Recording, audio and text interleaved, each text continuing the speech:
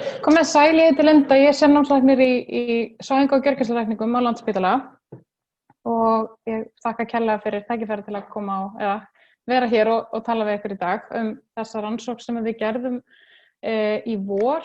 Þetta er samvinnuverkefni Landspítala og Sjúkrahússins á Akureyri og í raun og veru bara töluleg samantekt á innlögnum á gjörgæslu vegna COVID-19 og svona talningu á ýmsum breytum hjá þessum sjúklingum. Þetta er greinin, hún birtist í Critical Care Medicine í ágúst síðastliðnum og þarna sjáum við höfundalistan þarna fyrir neðan. Ég ætla að byrja bara aðeins á almennum svona inngangi gjörgæslu meðferð í COVID-19. Þetta sem sagt byrjaði sem lungnabólga af völdum þessar nýju kórónuveiru og kom fyrst fram í Wuhan héraði í Kína í desember 2019. Þessi veira fekk nafnið SARS-CoV-2 og sjúkdómurinn sem að veiran veldur fekk þetta heiti Coronavirus Disease 2019 eða COVID-19. Í dag eru staðfest tilfelli sem upp hafa komið á Íslandi 2512 og á heimsvísu eru þetta 31 milljón tilfelli rúmlega sem hafa verið staðfest. Staðfest andlát á Íslandi eru 10 í heildina og á heimsvísu 967.164.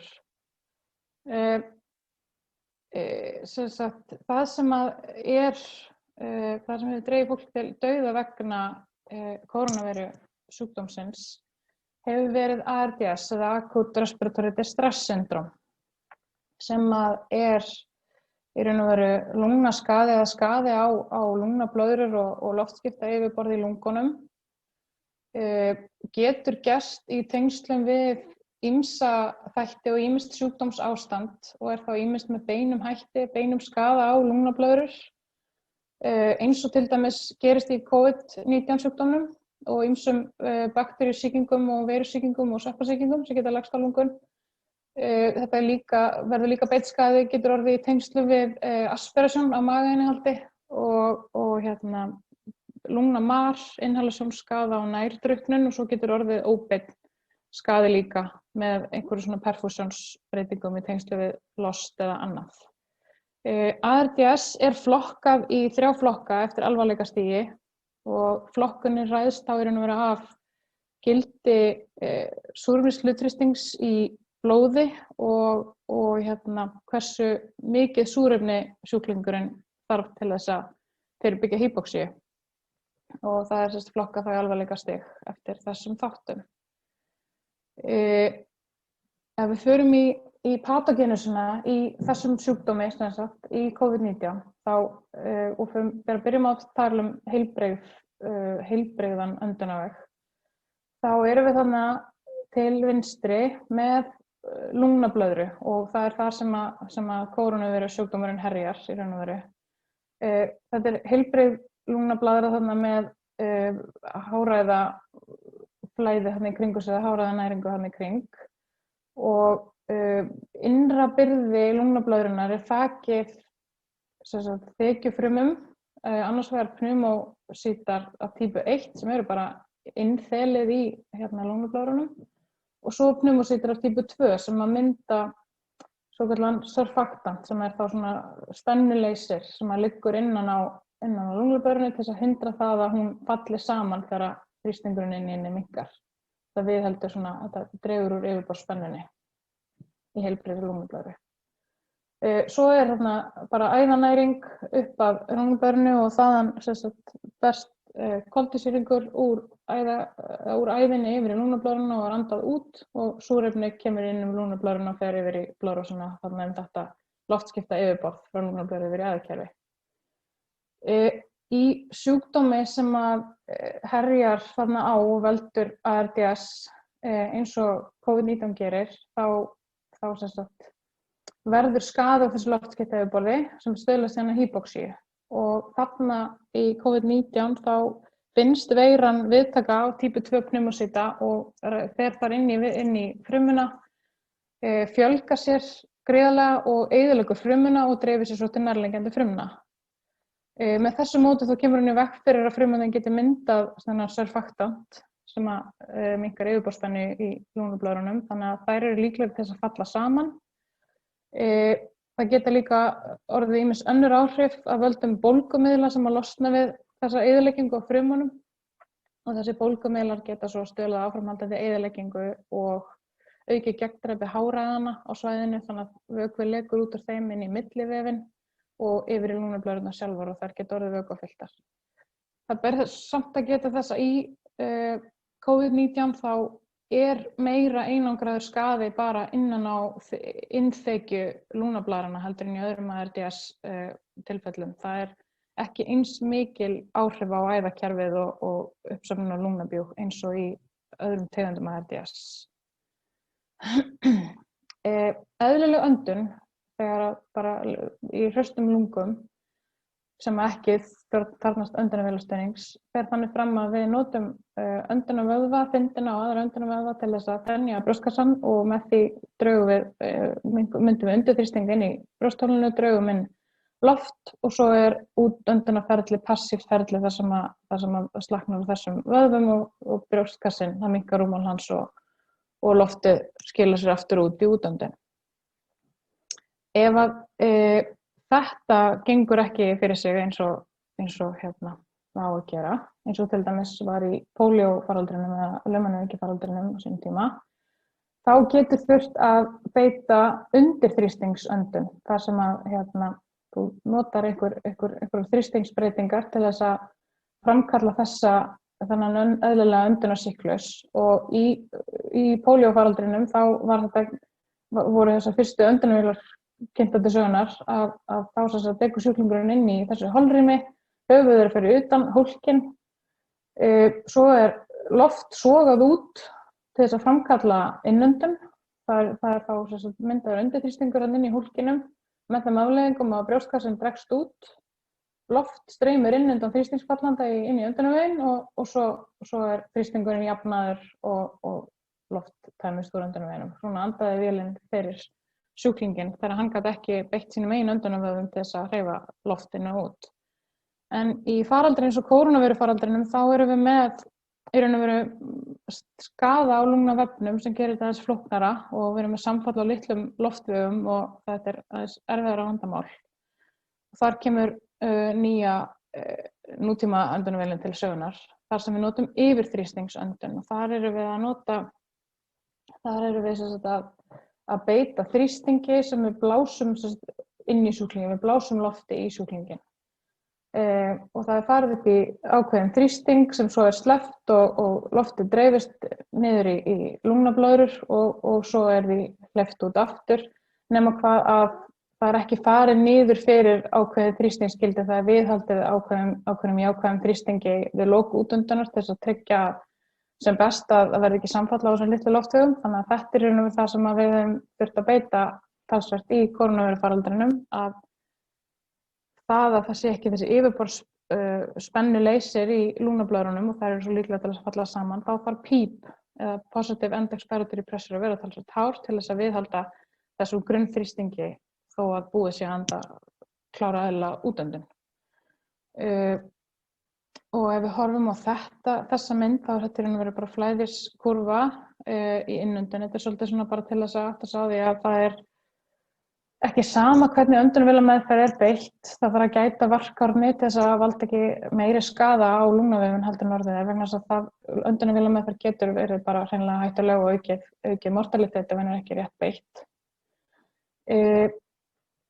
Og það þá í raun og veru mikilvægt að tryggja að það sé bæði nægilegt flæði í hverjum öndunarsyklus og ekki of mikið, það að segja ekki of lítill þrýstingur og ekki of mikill heldur. Ef við erum með of lítið rúmmál sem að sirkulera í öndunarveginum og ef við erum með of lítið rúmmál þá getum við fengið þetta samfalla á lungnablöðrum sem síðan þarf að þenja upp í næsta andardrætt og þetta getur veldið miklum áverkum á lungnablöðrurnar. Og samanskapi viljum við ekki keyra of mikinn þrýsting þarna inn og þá valda staðbundnum skaða og auknu bólgusvari heldur en orðið í núverandi sjúkdómsástandi. Það núverandi standard í öndunarvélameðferð við almennum ARDS að nota lungnaverndandi öndunarvélameðferð og skilgreiningin á á henni að það notast við tidal volume sem er þá 6 millilitrar per kíló af áætlaðri þyngd sjúklings, meðal loftvegaþrýstingur á ekki að fara yfir 30 cm². Hlutþrýstingur súrefnis sem gefinn í öndunarvélameðferðinni á helst ekki að fara yfir 60% og PEEP á að vera á bilinu 5 til 15. Og þetta virðist draga úr líkum á svona öndunarfæratengdum skaða í tengslum með öndunarvélameðferð, þrýstings eða rúmmálsáverkum eða atvinnutráma eða einhverjum svona staðbundnu bólgusvari. ARDS meðferð almennt gengur út á það tvennt, annars vegar að meðhöndla undirliggjandi orsök og hins vegar að veita stuðningsmeðferð. Og í kórónuveirufaraldrinum náttúrulega höfum við enga meðferð við undirliggjandi orsök enn, og kannski aldrei, þannig að við erum bara að veita stuðningsmeðferð og hún felur þá í sér þessa öndunarvélameðferð sem ég var að lýsa og eins vökvatakmörkun. Og það þá hugsað þannig að í þessum ARDS, og það almennar ARDS guidelines að þegar þú ert með þennan mikla skaða þarna í lungnavefnum og þú ert að fá fram líka þennan háræðaleka og lungnabjúg, að þá reynirðu að draga sem mest úr vökvaáfleiðslu hjá sjúklingnum til þess að minnka sem minnst þessa vökvasöfnun í lungunum. Þetta var aktíft gert í kórónuveirufaraldrinum líka að passa upp á vökvarestriksjón, en eins og ég nefndi áðan þá hefur ekki verið sýnt fram á eins mikla bjúgsöfnun og háræðaleka í þessum ARDS eins og öðrum. Þegar að maður komin upp í topp með svona sitt reserve í lungnaverndandi ventilasjón og maður ennþá með viðvarandi hypoxíu og ekki nægilega vel ventileraðan oxygenin á sjúkling, þá næsta skref, þá það grúfulegan, sem vel þekkt konsept í ARDS meðferð og gjörgæslu og gaf mjög góða raun og hefur sýnt bættar horfur hjá sjúklingum með COVID-19 öndunarbilun. Lógíkin í þessari meðferð sjúklingum hreinlega bara snúið á grúfu og hafður það mælt með hafa hana að minnsta kosti 12 klukkustundir á grúfu. Og lógíkin að það er talið að þetta sé leifar frá því þegar við gengum á 4 fótum að lungun eru þannig byggð að það er mest þéttni lungnablaðra í aftanverðum lungunum. Þannig að þegar við liggjum á bakinu og þyngdaraflið vinnur þannig að við liggjum í raun og veru þá með mestan þunga á þeim hluta sem flestar lungnablöðrurnar eru, þá er hlutfallslega mest af þeim lokað eða allavega ekki nægilega vel opnar.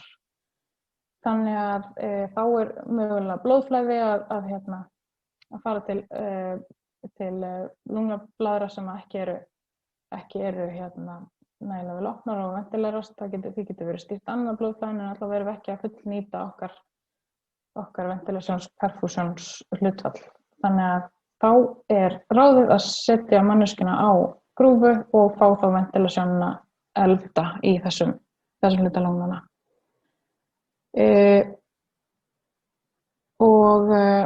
Það hefur náttúrulega verið svolítið svona erfitt að eiga við þessi tilfelli víða heim því að þetta er svo óljóst hvað er rétt að gera og leiðbeiningar breytast sífellt og það koma nýjar og nýjar stúdíur sem að kollvarpa því sem talið var fyrir viku.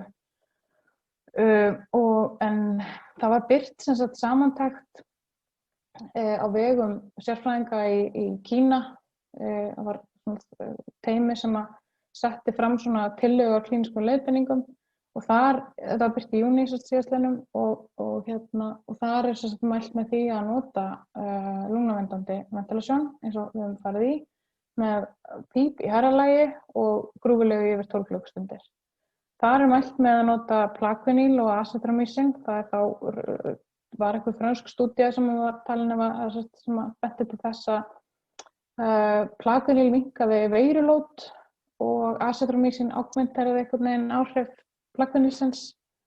Það er líka mælt með aðvirkum lyfjum, pressorum í sjúklingum sem eru með þá lágþrýsting sem oft þá tengist þeim slævandi dreipum sem sjúklingurinn er með á meðan í öndunarvél. það var tekin nokkuð jákvæð afstaða til remdesivir en við höfum hingað til, eða í fyrstu bylgjunni notuðum við það ekki hér á landi. Mér ekki alveg kunnugt hvers vegna, það voru svona dálítið umdeilt.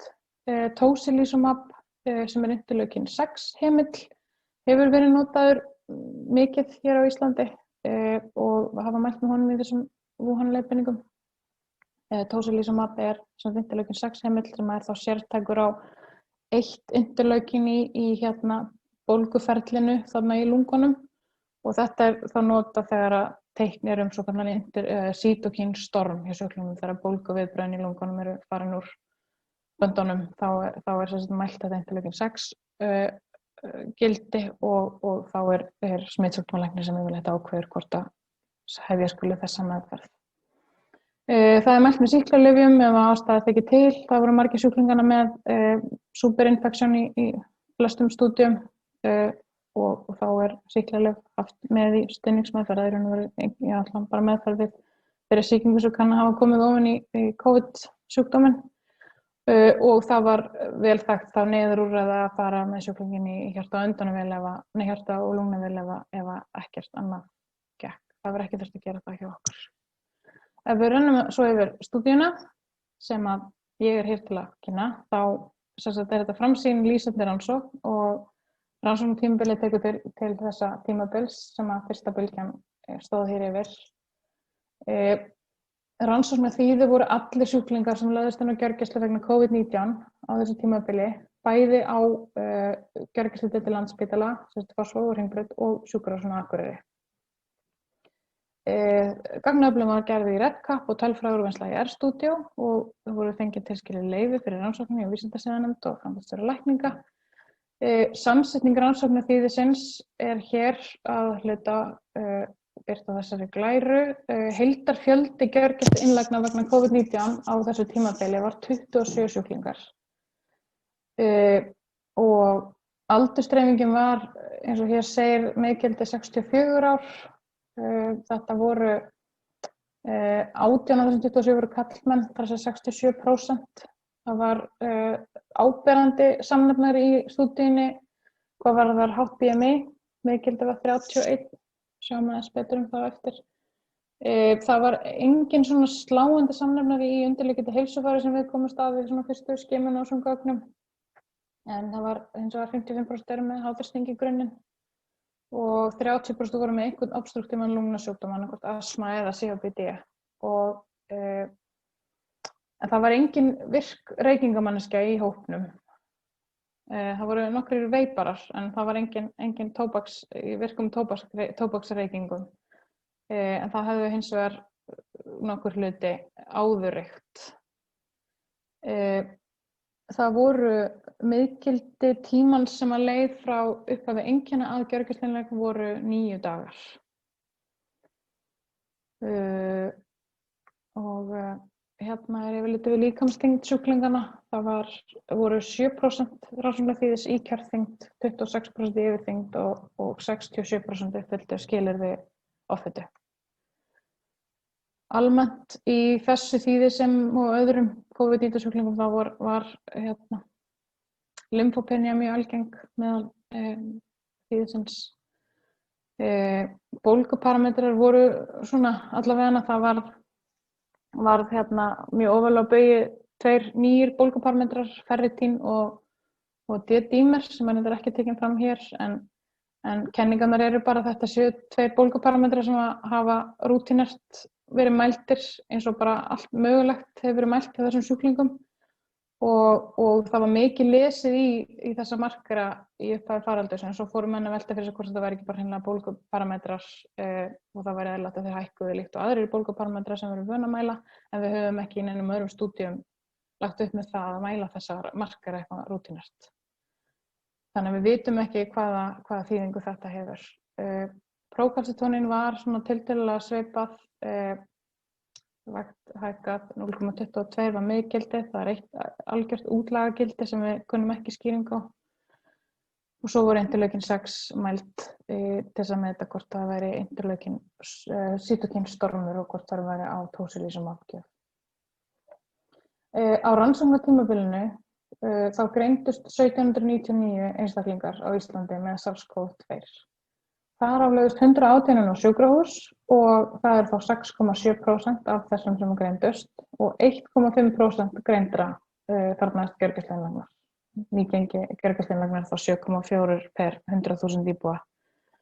Fyrsta gjörgæsluinnlögn var 14. mars og síðasta 13. apríl og allir sjúklingarnir sem lifðu af sína gjörgæsluinnlögn hafði útskrifast á sjúkrahúsinu þann 7. maí.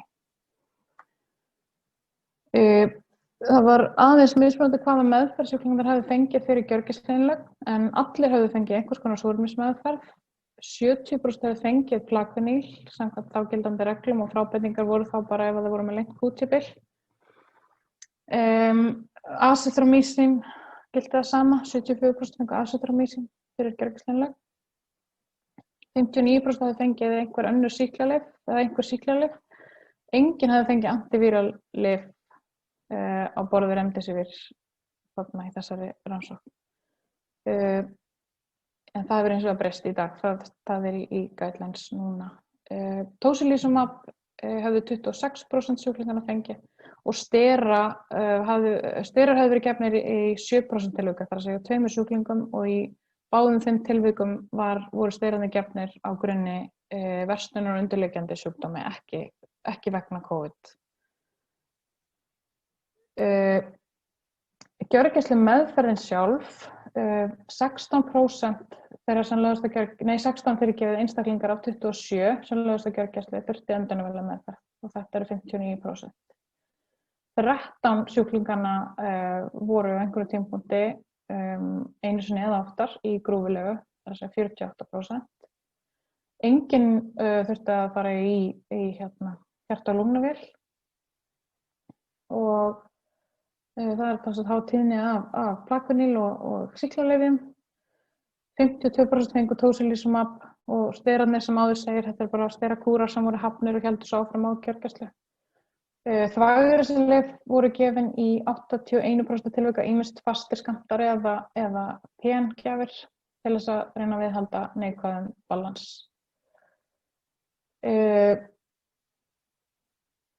Svo hér yfirlit yfir klínískan gang hjá þessum sjúklingum. Þarna sjúklingunum raðað frá 1 upp í 27 og röðunin fer þá eftir í raun og veru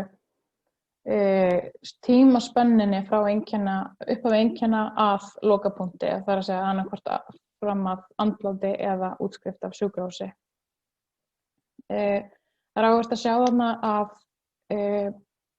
upphaf einkenna fram að því að sjúklingi versnar og leggst inn á sjúkrahús eða beint á gjörgæslu yfirleitt hátt í vika.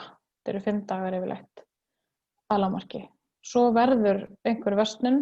Þetta í flestum tilvikum fólk sem var í eftirliti á vegum COVID-göngudeildar og var svo kallað inn eða kom í skoðun og lagt inn eftir skoðun í Birkiborg.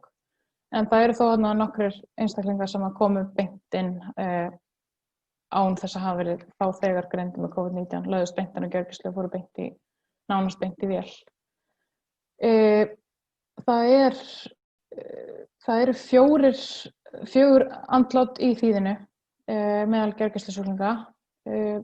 Þar af voru 3 á einhverju tímapunkti í öndunarvél og dánartíðnin þá í þýðinu þá 15% meðal þeirra 15% mortalitet hjá sjúklingum sem lögðust inn á gjörgæslu.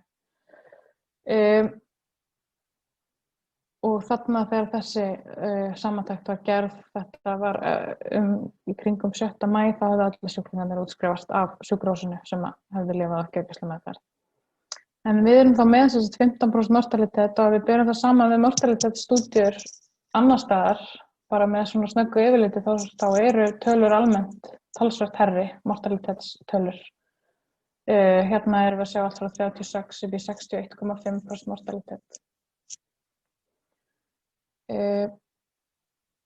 Það hafa orðið dálitlar breytingar á meðferðarplaninu sem liggur fyrir á Landspítala núna eða í íslensku heilbrigðiskerfi varðandi meðferð COVID-19 sjúklinga.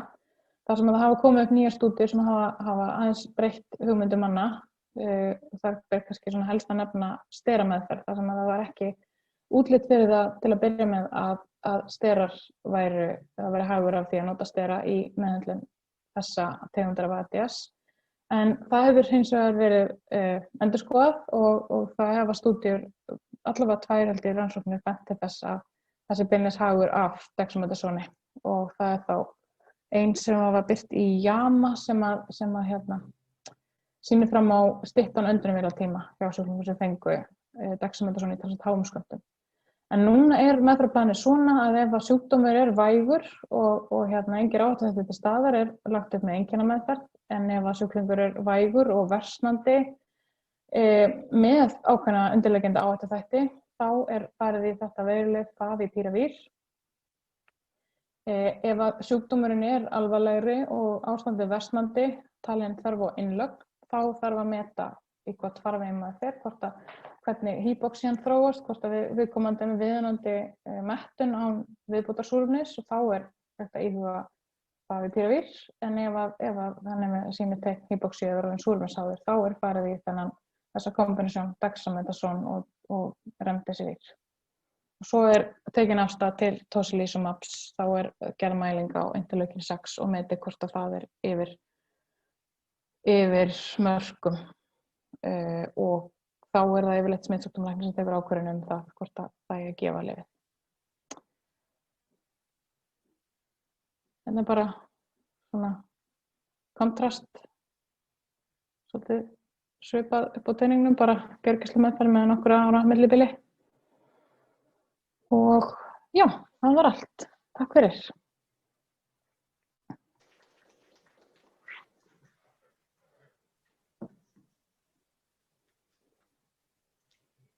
Takk fyrir Linda, kærlega fyrir skýran og góðan fyrirlestur, gott yfirlit og ég eiginlega auglýsi þá eftir spurningum.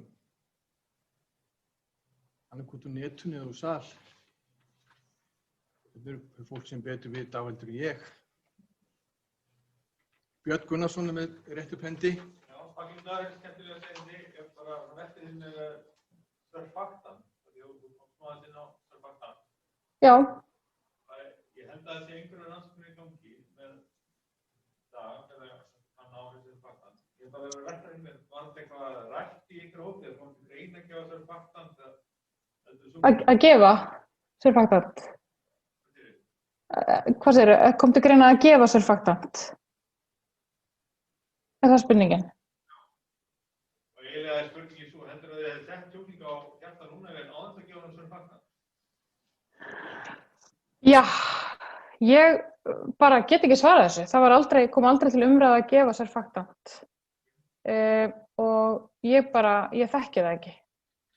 Það kom bara upp einu sinni spursmál að leggja sjúkling í hjarta- og lungnavél og það var mér vitanlega ekki rætt með surfaktant. Það var farið í díalísu og talsverða vökuaftakt og ástandið sneri við. Þannig að það fór ekki lengra, en ég veit það ekki. Ég þurfti bara að kanna þetta með surfaktantgjöf. Veit það ekki. Sigurður. Já, þakka fyrir Sigurður Sigurðsson hérna. Ég kannski aðeins kommentera fyrst á surfaktant að það búið að vera mjög lengi af því það fræðilegu grunnur náttúrulega fyrir að gefa surfaktant í ARDS, en klínískar rannsóknir hafa bara ekki getað stutt við þetta og þetta eiginlega verið tómt fast surfaktantransóknir í gegnum tíðina sem kemur svolítið óvart með að við til dæmis hvernig gengur vel hjá nýburum. En það sem ég ætla að spyrja þessa niðurstöður ykkar, báðu þið það saman við niðurstöður annars staðar frá, þar sem að var kannski sambærilegar aðstæður að ræða vestrænum löndum til dæmis, hvort að erum við að standa okkur vel, það svona yfir spurningin. Sko við höfum borið þessar mortalitetstölur og tíðni gjörgæsluinnlagna saman við bandarískar tölur og tölur frá Kína og Evrópu. Það hefur ekki mikið komið frá Skandinavíu mér vitanlega, en Við höfum líka svona, hún er svona svolítið í biðstöðu stúdíana því við höfum alltaf, hún er í raun og veru opin í annan endan ennþá, við ætlum að gera frekari gagnaöflun, maður veit ekki ennþá hvort að þessar tölur séu alveg raunhæfar miðað við smæð, sko, rannsóknarþýðisins. En við virðumst, ég hef allavega ekki séð lægri mortalitetstölur heldur en við erum með og sama gildir tíðni gjörgæsluinnlagna. Og það hlýtur náttúrulega, svona okkar skilningur er náttúrulega sá að það hljóti náttúrulega að spila stóra rullu þar hvernig í þessu litla samfélagi sem við búum í, hversu vel gekk að halda utan allar samfélagslegar aðgerðir og svona hvað ástandið var einhvern veginn einkenndist af samstilltu átaki við að halda allar fjarlægðartakmarkanir og eins hvað COVID-göngudeildin var í raun og veru sterk. Það var öllum jákvæðum COVID-19 tilfellum fylgt eftir heima og fólk var metið daglega með símtali og ef það var eitthvað sérstakt sem bar út af þá var læknir líka sem hringdi sjúklinginn og það var alltaf verið að kalla fólk inn til mats ef að grunur var versnun, þannig að það var mjög þétt eftirlit með fólki heima og gripið snemma inn í ef eitthvað versnaði. Þannig að þetta hlýtur að spila inn í það að við kannski grípum fólk fyrr. Sælinda Hannes Pettersen, takk fyrir samantekt. Tölfræðin segir okkur að 3 af þessum hefur átt að reykja. Já. Aðrar rannsóknir geta reykingar verið verndandi?